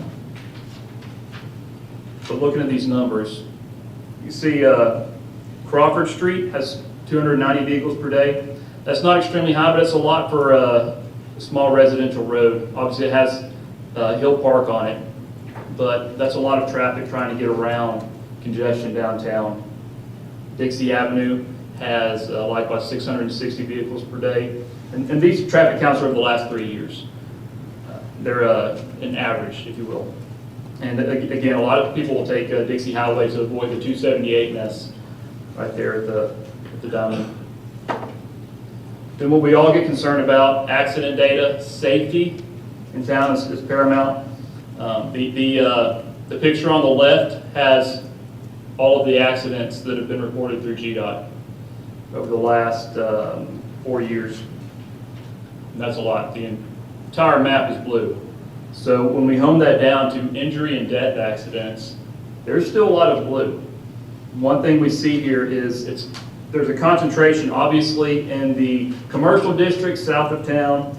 We have a lot of traffic crossing, a lot of trucks, 4-lane, non-divided, always has a lot of accidents. But getting into town, around Main Street, around downtown, there's a lot of injury and death accidents.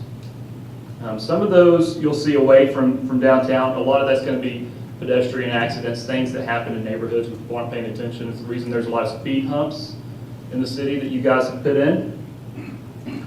But this impacts, one, it's a huge safety issue, but it also impacts walkability. It impacts a small town feel when you're afraid to walk the streets, see the shops, go to the restaurants and coffee shops and bars. So it's something we need to take note of. But something you'll see here on the picture on the right, there's only a few injury accidents on the bypass. It's relatively safe. There's a few accidents in total there, several accidents, but only a few injury accidents. Again, this is all publicly available information. In 2007, Georgia DOT commissioned a 4-county comprehensive transportation plan. Simultaneously, the city commissioned their own major thoroughfare plan. And Monica was gracious enough to provide me these all this information. We sat down and discussed it, discussed what projects came out of this, some of the information that we have, and see here a table from each of those plans, independent plans, with the top 2 projects in both plans being a bypass, an additional bypass, an 83 to 83 bypass on the west side of town, and a bypass connecting 83 to 441 on the north side of town. Those are identified in independent plans. Currently, GDOT has 3 projects already on the books, but many years down the road. One of those is Lions Club Road. They have improvements shown, general improvements. There's no detailed information on what exactly that is. My thought is that's probably a south bypass planned for the future to connect 83 through Lions Club to the 441 bypass. They also have a north bypass that is defined as a 83 441 connector. Somewhere north of the airport, north of the existing bypass from 441 over to 83. The point of this project is to get trucks off of Main Street, out of downtown. However, as long as we have state routes coming through town, trucks have free will to use them. Currently, the west bypass we discussed, it has not been programmed. This map is a map from that 2007 GDOT study, and it highlights some of the major projects that were identified in that study. It'd be good to go back and look, because I don't believe there's been one since, right, Monica? However, staff is working on one right now, and believe that a study will be commissioned this year to kind of revamp these findings. This is a map from the study that the city commissioned. It's a little easier to see. So the big gray circle was identified as the top need. That's an 83 to 83 to 441 connector bypass. Currently, this is the Lions Club Road project. Funded, I believe about $6 million through GDOT. Construction scheduled for 2034, 2035, 2036. Timetables change, so it's important to be on top of what's going on. There's also an existing project at 441 bypass, 441 and Lions Club Road. You see the blue dot with the arrow. That project is currently under engineering. Construction is not funded. We don't know what that will be. GDOT loves roundabouts. They love alternative intersections. And quite honestly, that intersection could use a realignment. So who knows what GDOT's going to come up with, but currently it's not funded. So it's an idea. And then this is the 83 441 connector. I want to point out that this is a line on a map. This is not necessarily where it's going to end up. This could be anywhere. This is why the gray line is so wide, but it could be outside of that gray line as well. This is what one of the consultants in 2007 thought it could be. It could be the location. So to give a little bit on the GDOT process for a corridor, GDOT will issue an RFQ for an engineer and planner to do a corridor study. And that will define where, what type of road, and the impacts of the road, intersections, bridges, that kind of thing. Looks at environmental components. It looks at existing infrastructure and existing land use to see where the valid location for roads are, and if they're even needed. So you'll hear again, but no build's always an option when you're looking at a study. So once GDOT commissions that, if the project is valid, it moves on to a concept, and then it goes to engineering, and then to construction. And GDOT does these projects in phases. So they'll issue the first piece without the engineering, so that they have the option to not move forward or to move forward. A big part of that is public input. They begin to talk to the local municipality, the local county, and also the general public, and see what the need is, but also, do people want it? So it's important to be on the front end of that. Currently, GDOT has funded the screen, roughly drawn semi-arc, from 83 to 83. This is what's currently on the books. Again, construction in 2034, 2035, if it stays on schedule. They have the initial concept study to be, the initial corridor study is slated for 2028, I believe. So that's when we'll start seeing some information on this. There's always a chance to get things expedited, but everybody's trying to get money. So the bigger question is, can it remain on schedule? This arc, the screen arc, is very important. The biggest need that I hear from everybody, Mr. Clem, and then the general public, I heard it on Thursday, Mr. Mayor, is we need to get trucks off of Main Street. This arc can get trucks off of Main Street, but won't necessarily do it. There's a big if there. If the city takes over the roads inside, takes over the GDOT roads inside the city limits, inside this arc. 441 you're talking? 441, 278, 83. If the city doesn't take over ownership of the roads, maintenance of the roads, trucks can come through town and they can't be barred from coming through town. If they know the town, they'll probably go around just because it's a tight turn if they're coming from 83 to 441 or 83 south. But that's going to be an 8 to 10 minute delay. So if they're in a hurry, they're going to scoot on through town. And you can't tell them no because it's a GDOT road. In fact, it's a federal road. It's a U.S. highway.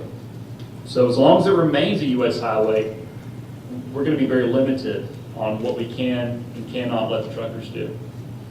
So that's a big if. And there's a lot of other projects that are needed in town before the city would want to give up any ownership of those roads. But those are things to think about. The West Bypass discussed, listed as a top need in both of the 2007 studies. It's in red because this is currently not funded. It's not on GDOT's radar at the moment. It was identified as a top need. We don't know if it will be identified as a top need in the new study, but this is just a rough line of where it could be, rough estimation. The thought is that this would come from Lions Club Road, across 83, and redirect 83 up around the city. Gives good opportunities for the city and the county to work together on some unified development codes and creating a hard boundary to any future growth and development around the city. Speaking of future growth, future land use plan, you'll see the dark red at the top. That's roughly the area where the arrow is pointing. That's roughly the area that the 83-441 connector, the north bypass, would go. That is planned for mixed use, maybe industrial, and then the blue and the red down at that lower arrow right there at 83, between 83 and 278. We see the blue is industrial, proposed future land use, and the red is mixed use. So big thing to see right now is those uses aren't there. That's open land, that's vacant land, and it's much easier to do things before that gets developed. Once that's developed, this may not even be an option. So it's just things to think about. I'm not going to go through all this. You have it in front of you. There's pros and cons. Currently, there's a partial bypass that's funded. There's a need to make that stay on schedule, and that's going to take some involvement from the city with GDOT to let them know that we need those funds more than somebody else that's begging for them. The squeaky wheel, right? It always gets the grease. So the city needs to be the squeaky wheel and make that happen. But when questioning the full circle bypass, is there a need for it? This may take a study to know that. I think a lot of you probably have some ideas as well. There's pros and cons. A couple I want to point out. If you have a full bypass, it takes trucks off. It's also going to take a lot of through passenger vehicles out of town. There's good and bad to that, but lowering traffic in town is going to help preserve the small town, local feel that we have. It feels a lot less small town and local when there's honking and a half-mile long queue for the stoplights. It also, again, gives the opportunity to limit growth to a defined area, and it helps insulate from growth that's not here, but growth that we're seeing in Walton County, Gwinnett County, and then down at Lake Oconee. The cons, those are the big ones. This a west bypass will cost upwards of $30 million, maybe up to $50 million. There will have to be a bridge that will have to span Dixie Highway and the railroad.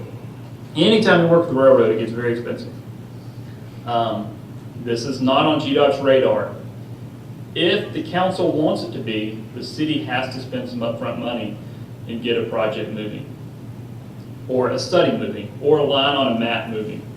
What does that line look like? Do the work that GDOT's going to do in the future now. Do a study now to see if it's even needed. Another con, the city will have to take over state ownership. You don't have to do it. You don't have to do it. I work with the City of Social Circle a little bit, and I was talking to them. Highway 11 bypassed Social Circle. They continued to have problems with trucks coming through town because it was quicker. They eventually had to take over Highway 11 through town, Main Street, their Main Street, Cherokee Road, to be able to get the trucks off from coming through town. They still do it, but the police can light them up and make them not want to do it next time. So another big con here is getting a project programmed with GDOT, with the state planning office, takes 10 to 20 years. If it's programmed today, they're programming right now for a start date 10 years from now. So that's a long time in the future. You've got to have a long planning mindset to look at projects like this. Will we need it in 20 years? Will we need it in 40 years? Those are the kind of questions we have to have, because it's not going to happen today. The city cannot spend enough money, cannot pay for this. It's just too expensive. You have to have federal funds to be able to pay for a project like this. So that's a long term, long mindset to make these things happen. If a project started right now, it's going to take 7 to 10 years to finish. If it's funded and the kickoff date is today. So just keep that in mind. It's a very long road, no pun intended. And then Morgan County has to be on board. None of those lines were actually in the city limits. You can't do this. The county actually has to be the sponsor. So if it's something you want to see, it's going to take reaching across the aisle and having a cooperative mindset, working together. And it's probably going to take convincing of the county and a lot of folks that don't live here, as well as all of your citizens. So that leads me to what can the mayor and council do? Is a bypass a priority? That's the big question. That really is. So a partial bypass is already going to move forward one day. It's got a line on a map. We don't know what that line looks like exactly. It's got dollars behind it. It's on the state planning budget website.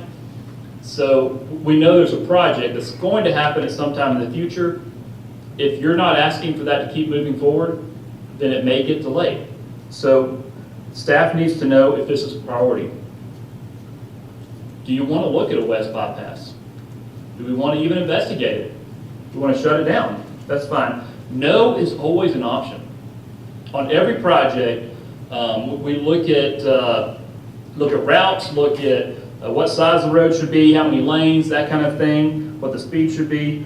One option is always no build. No build is always an option. And that remains an option throughout the process until the project's been engineered. Once the project goes to engineering, it's moving forward because that means it's gotten an environmental okay from the feds.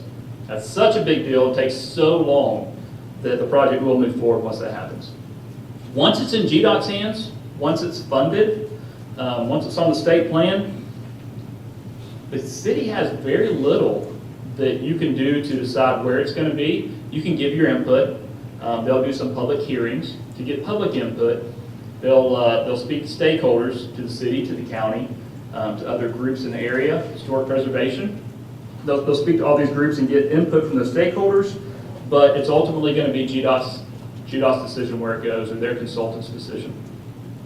So anything you do up front before it gets to that point is going to help your thoughts, your ideas, your desires move forward.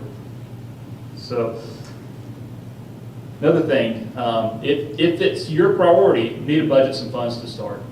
So this GDOT likes to fund cities, likes to fund projects that have city skin in the game, county skin in the game. GDOT wants to know that you're already working on it, that you've spent money, that you've had some sweat equity involved in a project. Another thing is some funds allow you to identify where you want to see it start, where you want to see it end. You could actually design or even identify lines on a map, true lines on a map, how you want it to interact with 83, 441, or any other road that's on a proposed loop.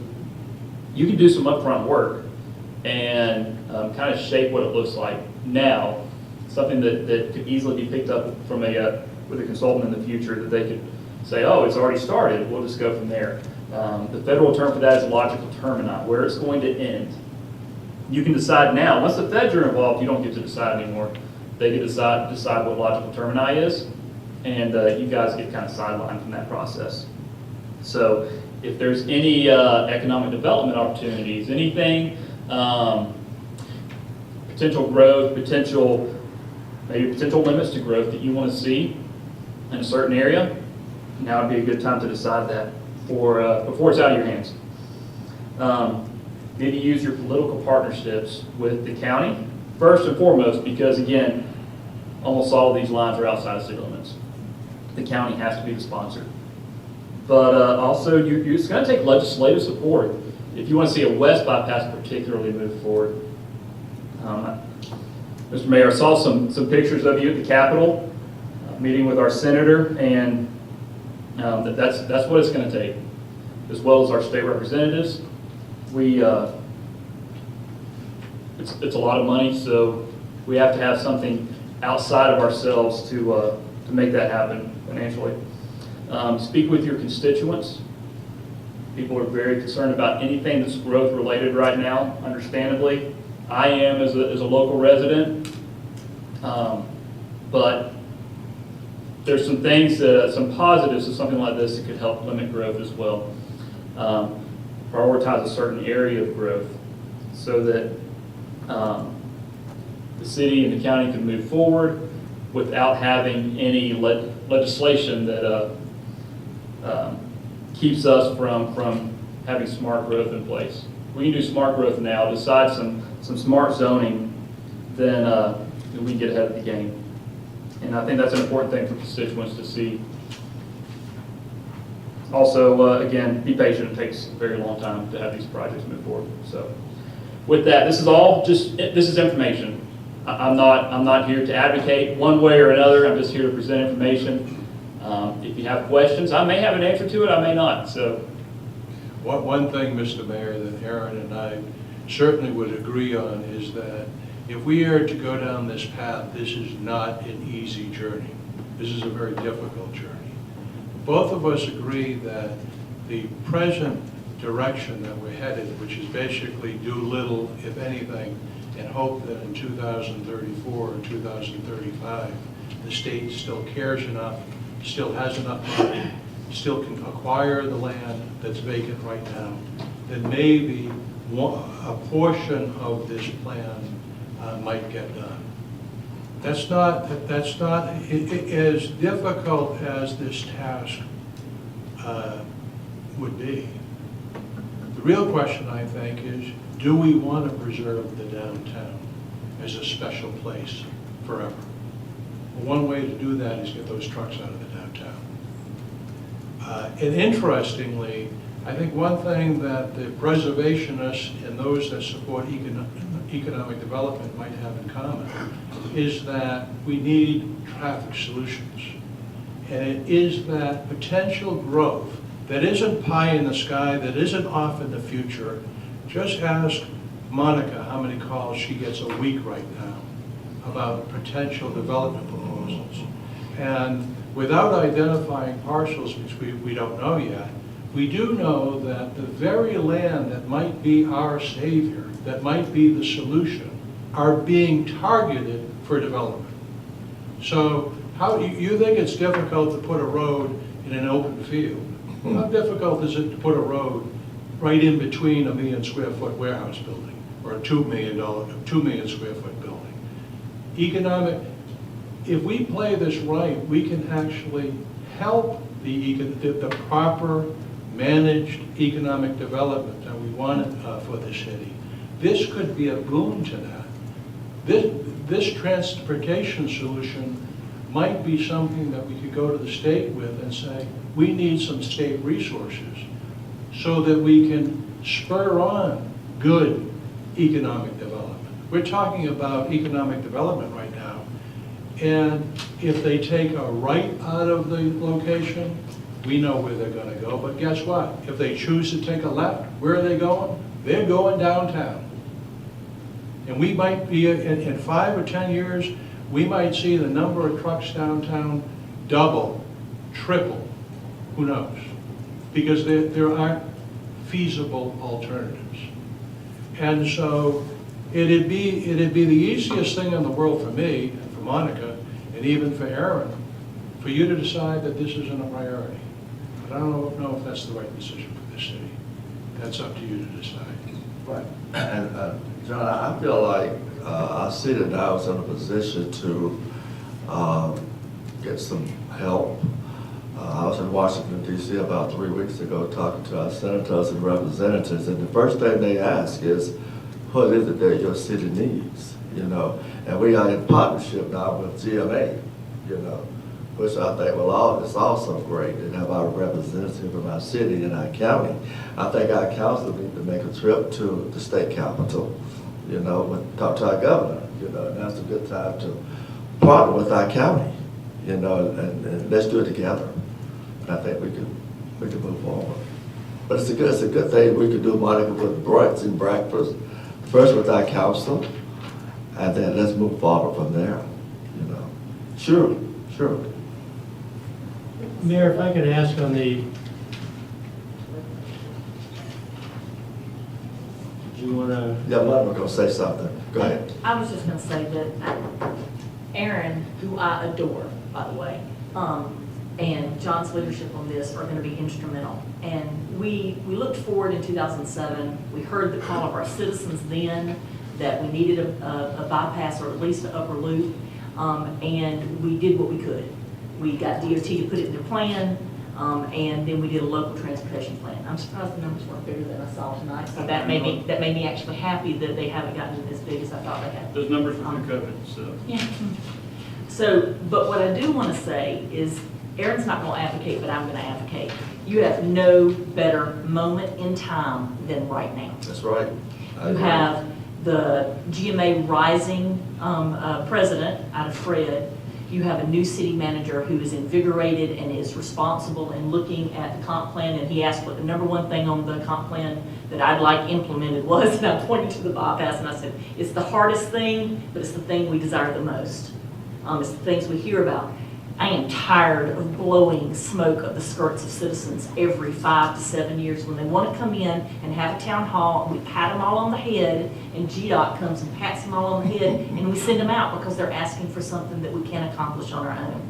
And I think that this is a very specific moment in time that there is an amazing amount of federal money being pumped at infrastructure, and our T-Splosh just passed. So we have an opportunity to do some of that proactive planning. And I will just do one plug that we did put in for the transportation plan in our budget, and I would hope that you would see that that's a massive add to my department, but it specifically doesn't go to my pocket. It goes to a planning consultant that can come in and help us get from A to B.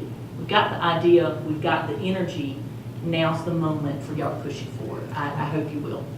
Thank you, and I think with your report, you're putting us in the right direction. It's been a long time since we've had a good discussion like this, so I think we're headed in the right direction. John's leadership. Thanks, John. You know, Mayor, I think too, also in your meeting on Thursday night, when you mentioned truck traffic, the reaction of the audience was pretty clear. There's a strong desire to come up with some solutions. I mean, that was obvious. One question I had for Aaron on the not that there's much low-hanging fruit in your presentation, you depressed the heck out of me, but if there is anything close to low-hanging fruit, it's that north side connector, that little arc, which seems to be, I think you mentioned that we started having conversations as early as 2028. 2028, they'll have a consultant on board. So could you kind of refresh me again where we are in that, just that one segment there, the one that seems like it's farther along than the bigger non-funded project? Do we have funding for that now at the state or the federal level? So there's almost $10 million funded for this project in green, that northern arc. We don't know where it's going to be, but there's some strategic opportunities with the airport and potential FAA funds that you guys could get ahead of it before the state starts working on it. And then the southern arc, this Lions Club Road, something's funded there. I believe it's about $5 million if I remember. It's been a little while since I looked at it.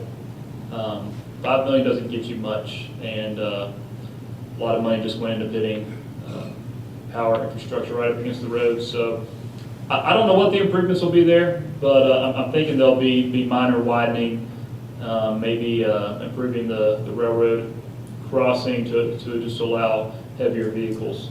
Hey, Aaron, the Yes, reason ma'am. that's modest is it needs no acquisition. It has the full right of way. It does have the full right of way, yes, and that's a big deal. Because this project does not have right of way and also does not have a location yet. And the benefit of that north side little arc there would be to take some of the 83 traffic northbound and southbound onto the existing bypass and not come through our downtown intersection. Is that the gist of it? Yes, sir, and that would really be truck focused as far as reduction of traffic in town, because again, I timed it out. It's going to be an 8 to 10 minute delay to take the bypass from 83 south to 83 south. A passenger vehicle's not going to do that, but a truck will to keep from making the turn in town, I think. And if we were to take over, the city were to take over from GDOT that West Washington 83 section there within city limits, as long as we have the alternative bypass, we can force them to use that. You can, Even yes, though sir. it may be a farther roundabout for them. You can force them to use that, and that's something I believe GDOT has already asked for. The county would have to agree to a portion of that as well, or the city would have to take ownership of their piece as well to make that happen.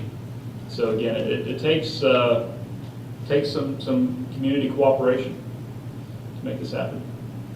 And again, this is funded, but I will say it's loosely funded given the timeline. So it would be beneficial for staff to go meet with Russell McMurray and just let him know the commission's, the council's desire to see this move forward as quickly as possible. And I assume that even though the land's going to be cheaper tomorrow than it is 10 years from now, they're not going to head and do any land purchasing for this until they're sure it's an all set up, done deal. There are very strict federal requirements, and it makes projects like this complicated once it gets into the federal process. You can't make any land acquisition until the environmental steps are all out of the way, until there's an environmental document, and the project's about 30% design. Until that point, they don't let you do any acquisition. And then acquisition moves forward and things can't change. We're seeing that now on 441 North on the widening going north of the bypass now. Mr. Mayor, ma'am? Sure. I really agree with you, Eric, on that low-hanging fruit. The other thing that we can see on 83, if you notice the length of some of the trailers that they're hauling steel, they're not gonna be able to make that right-hand turn at 83 and Main Street. We might have to knock down some buildings for them to get around, but they can't, I mean, the standard length, you know, the 50-foot truck, those things are about 55 or 60 feet, and there is no way they can make that corner. Yeah, design standard now is a WB 67-foot wheelbase, and it's really difficult for them to make that turn.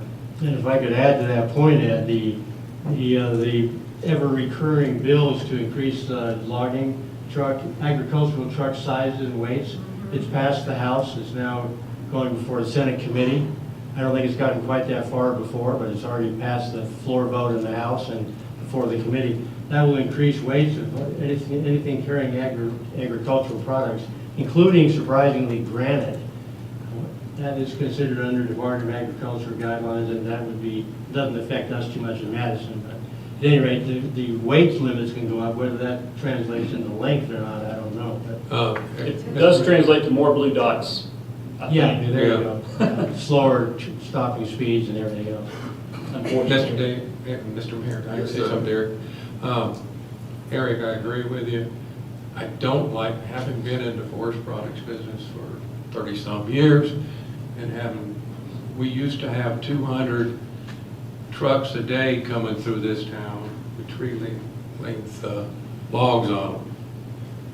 I knew, because I had to count them, we had to unload them. But part of that bill is requiring them to split. They're gonna have one load here, it's kind of like a tandem setup. So it decreases the weight on the axles, which reduces the wear and tear on the road. I still don't like it, and I'm not in favor of it, but they would be able to make a turn there because it's a tractor, you know, and dual thing. So, but that's how they're getting away from the 80,000 pounds on the axles when they weigh the truck, and they're spreading that load out over two different. And if you recall from the opening scenes of My Cousin Vinny, they followed a logging truck up past Nolan Farm, so we'd hate to lose in the county anyway, those logging trucks. Big part of our culture. I'm sorry, Mayor, for that. Thanks, Ed, for that report. We appreciate that. Thank you very much, appreciate it.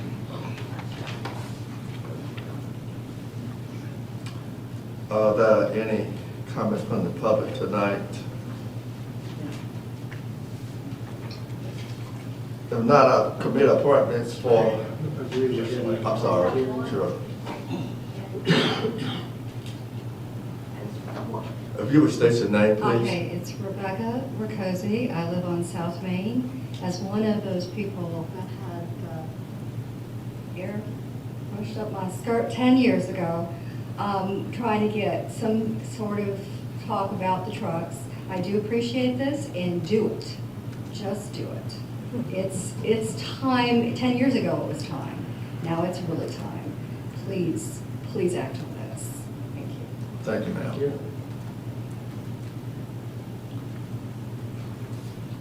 I commit appointments for attorney and a municipal judge and a city solicitor, city attorney, chair is Councilmember Rick Blanton, committee members are Councilmember Eric Joyce, city manager John Clem, and Mayor Fred Yorman. Municipal court judge, chair Councilmember Betsy Wagenhauser, committee members Councilmember Ed Lathan, city manager John Clem, and Mayor Fred Yorman. City solicitor, chair Councilmember Carrie Peters Reed, committee members Chief Bill Ashburn, city manager John Clem, Mayor Fred Perriman, and municipal court clerk Katie Dunworth. Got to know that, city clerk. Thank you so much. These chair committee can call a meeting and meet before our next council meeting in April. We'd like to get this done. So we know where we are. Thank you so much. Anything else coming before our council tonight? John, you have anything coming before our council? I have a manager's report, but I can do it. How many minutes you need? Go ahead. Well, I didn't hear. So I have 5 items. 5 items. Go ahead. The first thing I just wanted to say, to recap Thursday night's event, I wanted to thank you, Mayor, for a job well done. I don't think the citizens know how much time you put into that presentation, and it obviously went well. And I want to thank the council for their leadership and all of you, especially when it really came to the Madison Awards. And our staff, which is terrific. Karen Robinson and Karen Stapp and Denise Smith and Kiki Honeycutt and Ashley Hawk and Chief Ashburn in the police department and Colleen Hall and Katie Dunworth and Erin Tewksbury and his staff, and of course our MC, Patrick Yost.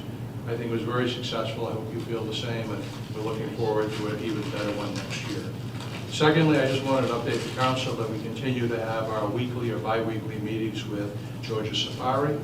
It's getting closer and closer, I think, to a real event, and so I just didn't know whether or not you knew that we were actually meeting every week or every other week with their entire staff to work on development issues and utilities and the like. We're supposed to be getting, in the next week or two, the report on user fees, specifically water, sewer, and trash, which is something that council asked for during last year's budget deliberations. Budget meetings have already started.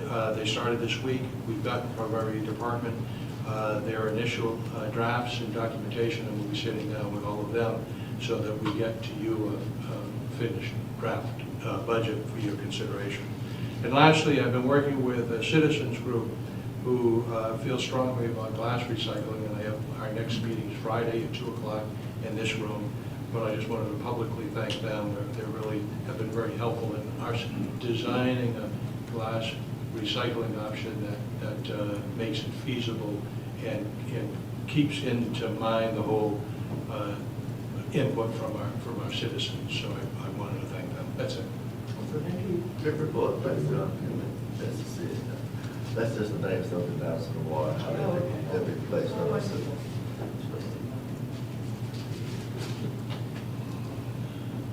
Beautiful, beautiful. We don't have an executive session tonight, so anything else come before our council? It's not, this meeting, this is yours. Thank you.